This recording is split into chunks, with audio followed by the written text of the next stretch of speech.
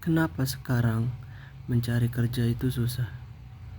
Pertanyaan semacam itu pasti sering sekali terlintas dalam benak para pencari kerja, anak-anak yang baru lulus SMA maupun SMK, atau anak kuliah yang sudah wisuda maupun yang masih mengerjakan skripsi. Seiring dengan berjalannya waktu, entah kenapa mencari pekerjaan terasa semakin sulit saja.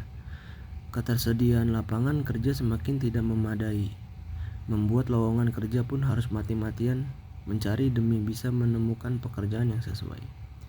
Belum lagi persaingan kerja yang tidak mungkin bisa dihindari. Menemukan pekerjaan yang cocok dan sesuai potensi yang dimiliki memang tidak mudah.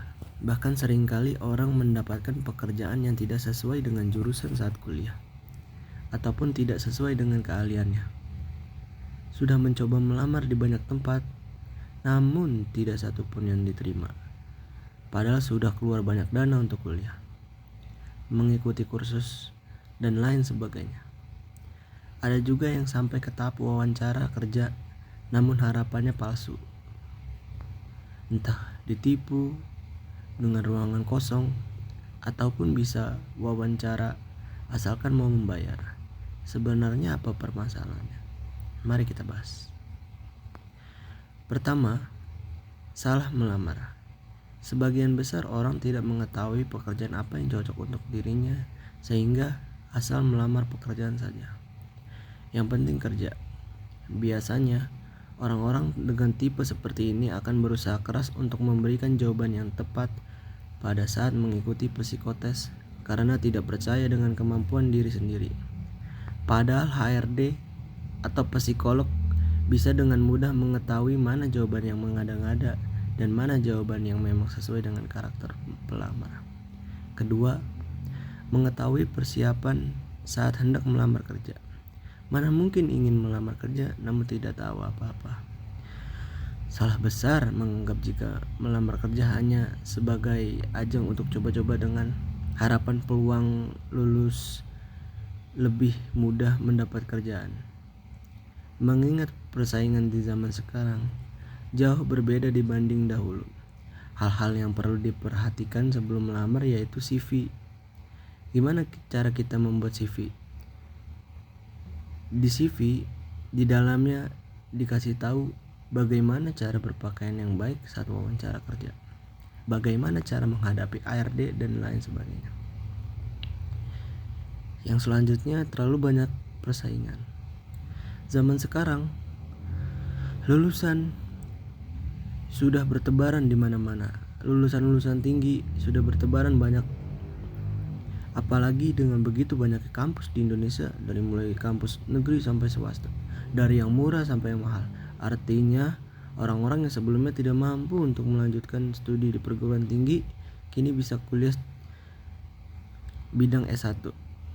Oleh sebab itu populasi S1 semakin banyak. Mahasiswa yang wisuda setiap tahun pun semakin bertambah. Belum lagi mengenai latar belakang pendidikan. Tidak bisa dipungkiri jika budaya di Indonesia masih cukup sering menghakimi soal dari mana asal universitas, apa akreditasi, dan jurusan apa yang diambil, sehingga hal itu sangat berpengaruh terhadap penilaian perusahaan yang hendak dituju. Akibatnya, orang-orang yang memiliki latar belakang pendidikan yang dianggap kurang bergengsi, berpotensi tersingkir, tidak peduli seberapa berkualitas institusi tersebut.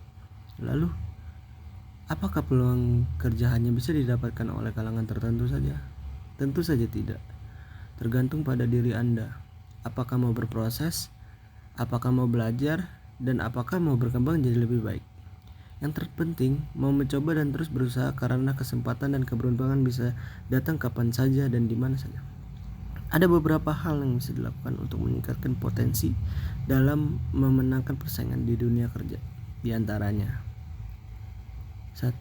Mengikuti organisasi. Ada begitu banyak organisasi yang bisa diikuti. Namun, pilihlah organisasi yang relevan dengan pekerjaan yang hendak dituju. Misalnya, jika ingin membuat PR dalam sebuah perusahaan, Anda bisa mengikuti organisasi public speaking atau debat bahasa Inggris. Jika ingin bekerja di industri kreatif, maka Anda bisa mengikuti organisasi kepenulisan, desain, coding, IT, ataupun programmer. Yang selanjutnya, menguasai kemampuan lain. Menjadi seseorang yang berbeda dari yang lain bisa jadi nilai plus tersendiri. Apalagi jika Anda belum memiliki pengalaman kerja ataupun organisasi. Misalnya, lulusan S1, pendidikan bahasa Arab, yang juga mempelajari dunia kepenulisan. Siapa yang menyangka jika di kemudian hari justru kemampuan tulis-menulis banyak dibutuhkan di zaman serba online seperti sekarang. IPK tinggi. Poin yang satu ini juga nggak kalah penting, meski bukan satu-satunya penilaian perusahaan, karena IPK tinggi bisa menjadi andalan dan sering dilirik oleh perusahaan-perusahaan besar, dinilai sebagai individu yang cerdas dan punya potensi. Itulah beberapa pembahasan mengenai susahnya kerja di zaman sekarang. Terima kasih.